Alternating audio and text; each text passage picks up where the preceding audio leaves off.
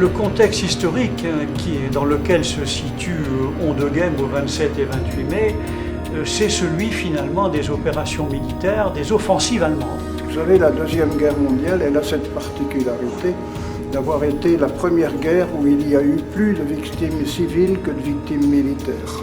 C'est parce que ça m'a marqué. Qu'est-ce que je sais pas comment j'ai pas gardé les choses.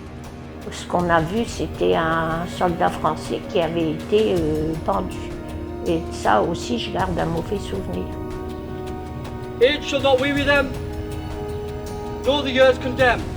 Cette histoire, une parmi tant d'autres durant ce conflit destructeur, a marqué l'imaginaire collectif des habitants de ce charmant petit village des Flandres et fait partie de ces nombreuses opérations militaires de la fin du mois de mai 1940, méconnues du grand public dans notre région.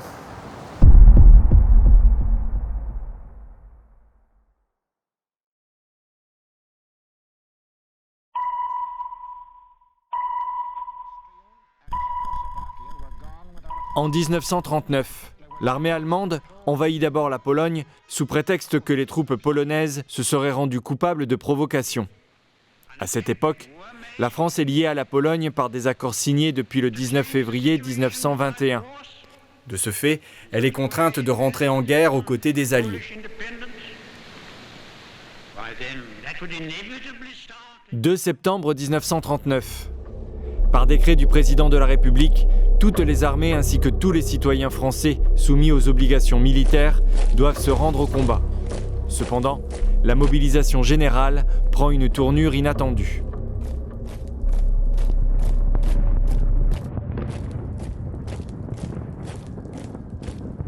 Le 10 mai 40, après la drôle de guerre, c'est la vraie guerre. Et à ce moment-là, on a un premier plan, c'est le plan Schlieffen, c'est le même plan que pendant la guerre de 14-18. Ce sont des troupes qui se ruent au travers de la Hollande et de la Belgique et qui vont avancer vers la France. Et il y a un deuxième plan qui est moins attendu, c'est le plan Manstein. Manstein, c'est un général très brillant et essentiellement dans le domaine de l'utilisation des blindés. Donc lui, il va masser ici, face aux Ardennes, une multitude de blindés. La reconnaissance française s'en rend compte, mais ils disent non, ils se rassemblent là, mais ils ne vont pas nous attaquer. On ne peut pas traverser les Ardennes. Oui, mais ils ont oublié de le dire aux Allemands que c'était impossible, alors ils l'ont fait. Les armées allemandes tentent alors de traverser les Ardennes. Ce franchissement sera une réussite, un succès opérationnel préliminaire à leurs attaques surprises menées dans la foulée.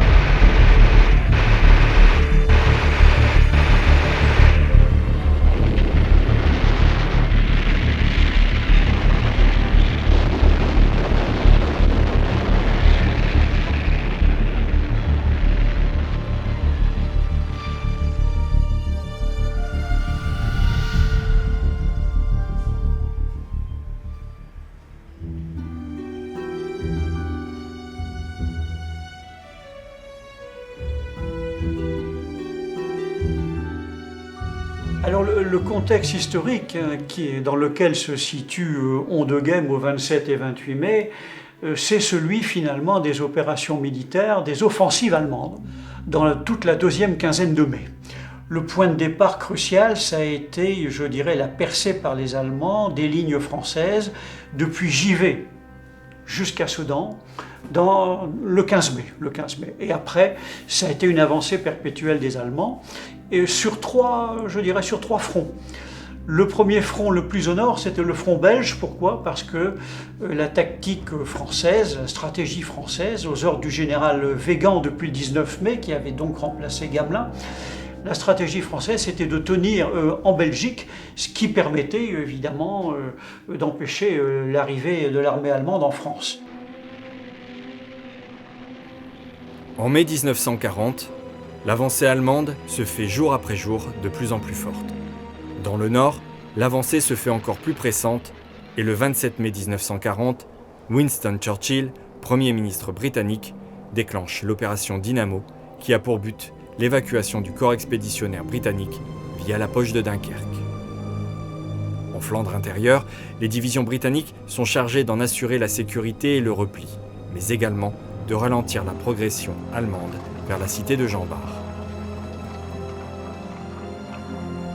Ce même jour, le 27 mai, dans le village d'Ondegem, la division K-Batterie est chargée de défendre ce village, situé à un point stratégique sur la route des Allemands en direction du littoral dunkerquois.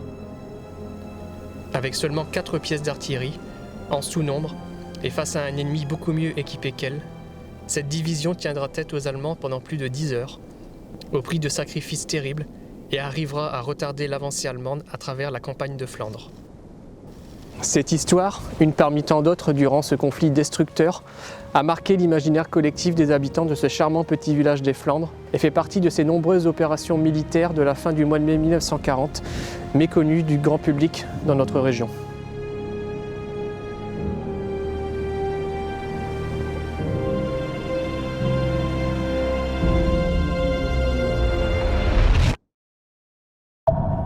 Les soldats allemands sont en route vers Dunkerque. Sur leur chemin, leur souhait est de prendre Cassel. Quant aux unités britanniques, elles sont éparpillées dans les villages alentours et réussissent à créer une forteresse de 80 hommes pour la défense d'Ondegem. Le 26 mai au soir, tout est prêt pour assurer cette défense, mais les Anglais sont sous-armés. À la nuit tombée, des éclaireurs britanniques rapportent que les Allemands sont dans la campagne environnante d'Ondegem et que le combat va être imminent.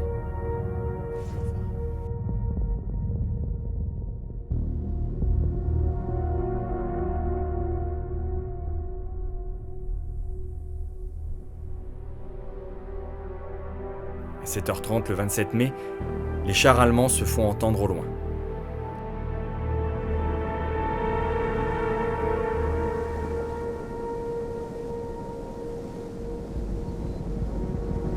Le commandant de la batterie a fait placer 4 pièces d'artillerie avec l'espoir de faire ralentir l'offensive allemande.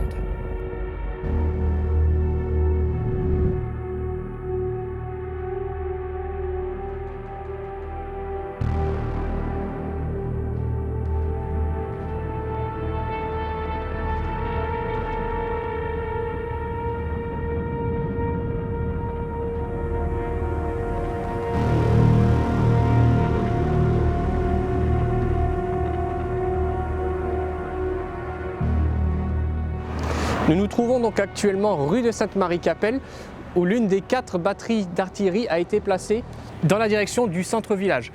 Alors les Britanniques n'ont pas choisi cette rue ici par hasard.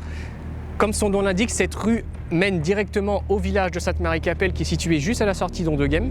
Et derrière Sainte-Marie-Capelle, bien entendu, Cassel et son mont qui est un point stratégique pour les Allemands dans l'optique de l'avancée vers Dunkerque. Les chars préparent leur entrée et mettent immédiatement hors d'état de nuire 2 pièces d'artillerie anglaises placées sur la route de Staples.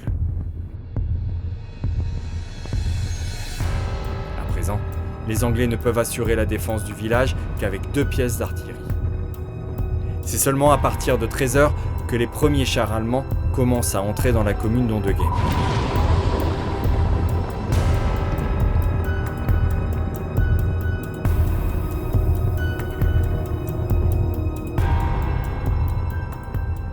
Au même moment, l'ennemi a réussi à faire entrer une mitrailleuse dans la cuisine de la batterie pour prendre les Anglais par surprise.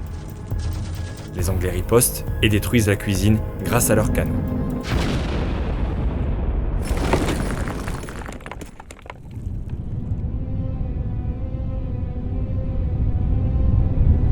Vers 13h, ici même, au niveau du pignon de l'église Saint-Omer, une dernière observation d'arrivée de blindés allemands légers et moyens est faite par les Britanniques. Les Allemands ayant repéré, bien entendu, ce poste d'observation, commencent à pilonner l'église. Et c'est là la dernière observation des troupes allemandes, ici dans le village, à la mi-journée.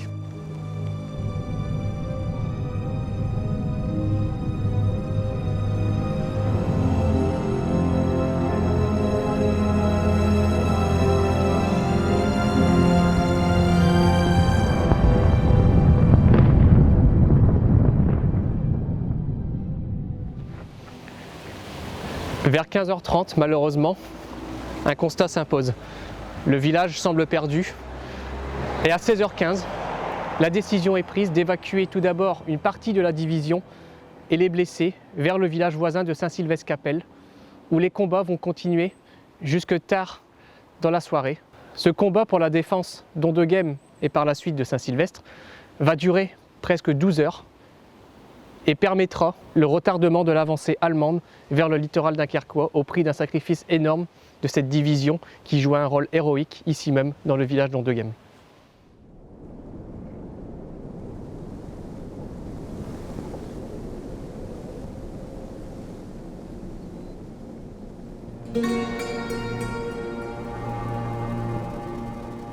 La situation dans la région de Ondegem, puisque nous parlons de Ondegem, elle est devenue claire. On n'était plus soutenu au nord, l'armée belge ne protégeait plus le front nord, donc il fallait se rallier, je dirais, à l'idée émise déjà depuis quelques jours par les Britanniques, sauvons ce qui peut être sauvé et allons vers Dunkerque. Si les armées ont été fortement impliquées, les civils ne sont pas en reste. Ils ont également souffert de cette terrible guerre.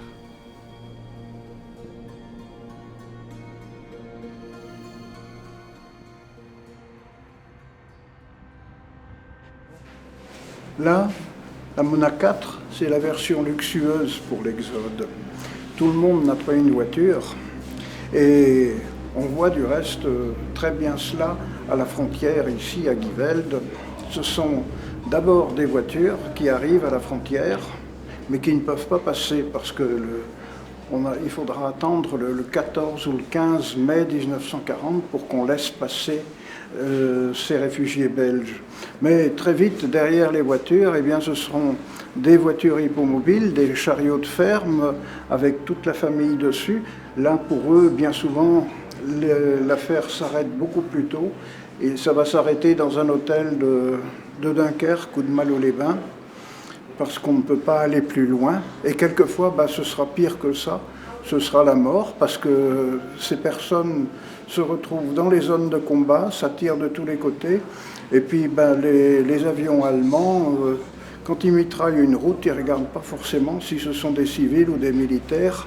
Alors, comme tout le monde, ils se retrouvent dans la guerre. Vous savez, la Deuxième Guerre mondiale, elle a cette particularité d'avoir été la première guerre où il y a eu plus de victimes civiles que de victimes militaires. C'est un triste record, mais c'est comme ça.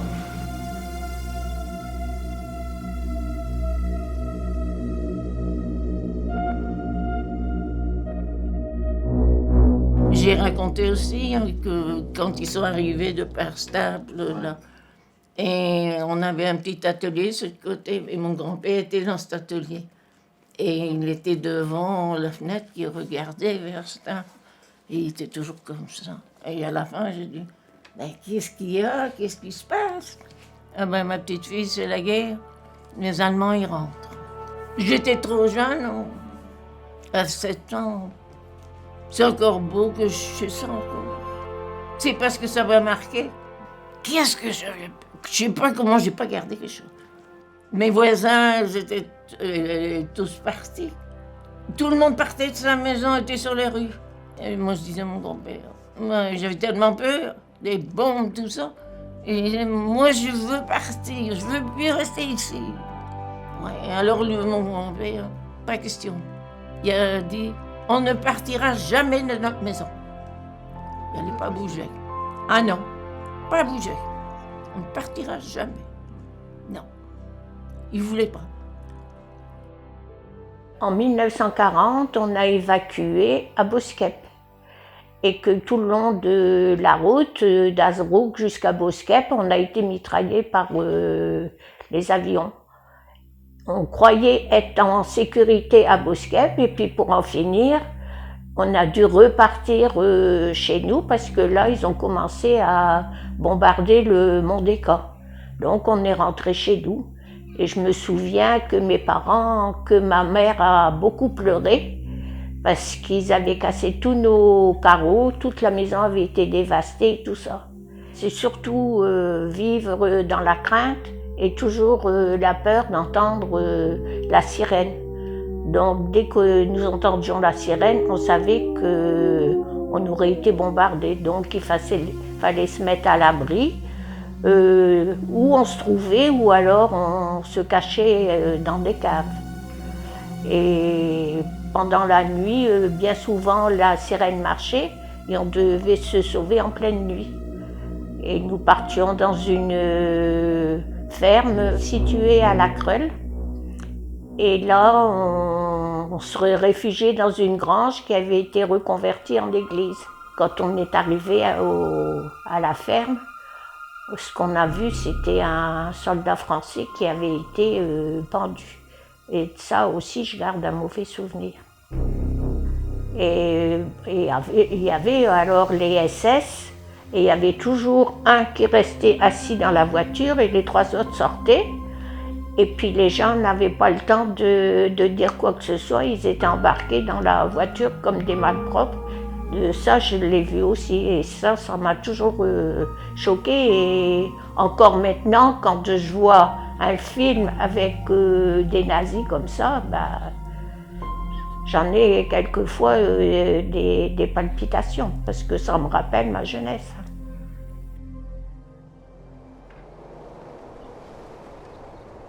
Le 18 mai, en pleine nuit, une attaque allemande se produit par des raids aériens. Elle se prolonge jusqu'au 20 mai, détruisant tout le port de Dunkerque. Quant à la ville, elle est bombardée dès le 25 mai. Les civils visés par cette guerre rejoignent les caves pour se protéger.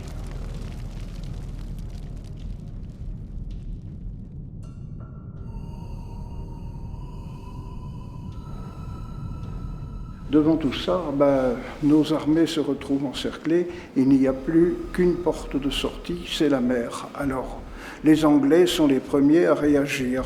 Le 26, déjà, ils se disent « bon, maintenant, il faut s'en aller ».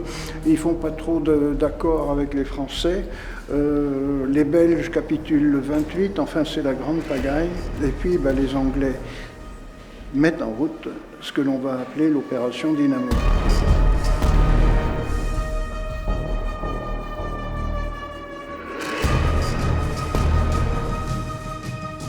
Alors, depuis les plages, on avait demandé à l'amiral Ramsay combien de bonhommes on pouvait récupérer.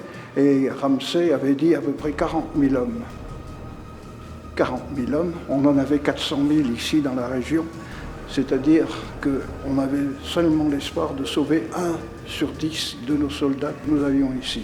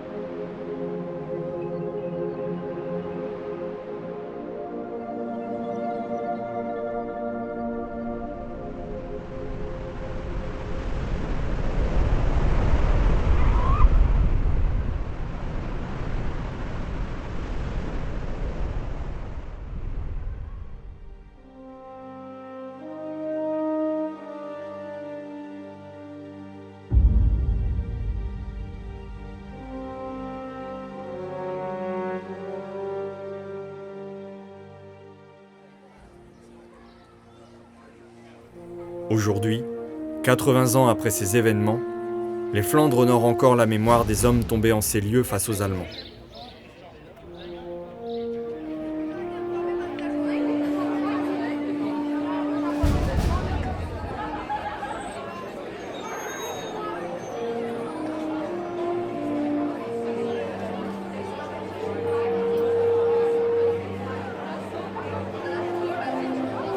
Ici, dans le cimetière de Hondegem, nous nous souvenons de ces hommes qui ont lutté le 27 mai 1940, qui ont donné leur vie pour la France, mais nous nous souvenons également de ces victimes civiles.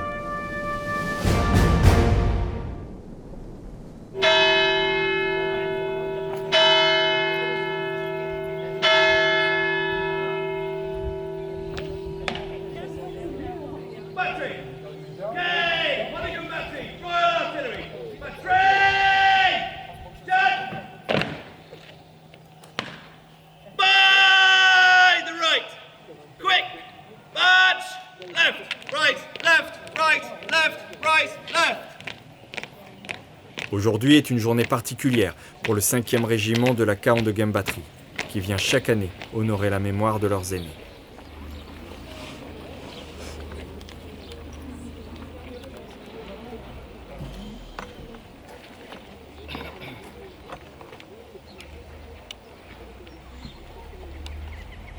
They shall grow not old, as we that are left grow old.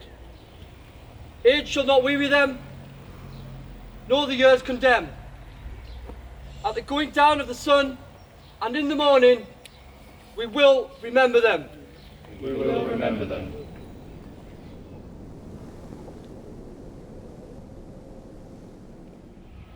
O Lord Jesus Christ, who dost everywhere lead their people in the way of righteousness. Vouchsafe so to lead the Royal Regiment of Artillery, that wherever we serve, on land, sea, or in the air, we may win the glory of doing thy will. Amen.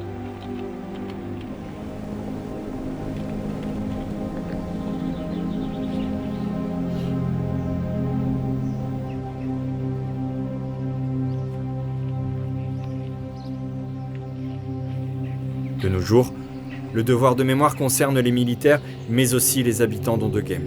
Tous, quel que soit leur âge, viennent se recueillir sur les tombes anglaises et françaises. Ils se souviennent des sacrifices de ces femmes et de ces hommes, aujourd'hui entrés dans l'histoire.